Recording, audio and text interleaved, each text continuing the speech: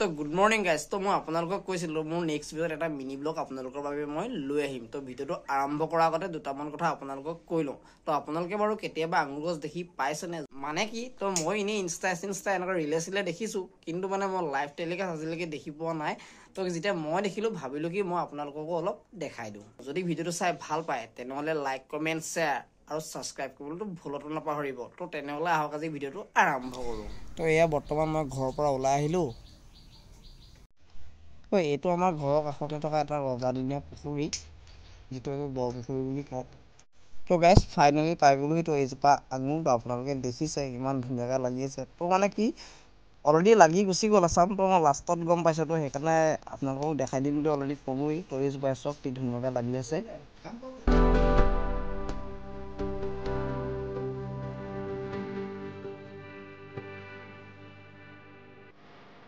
বাকী ভিডিঅ'টো আছিল ইমানেই। যদি ভিডিঅ'টো চাই ভাল পাইছে তো লাইক কমেণ্ট শ্বেয়াৰ কৰি দিব।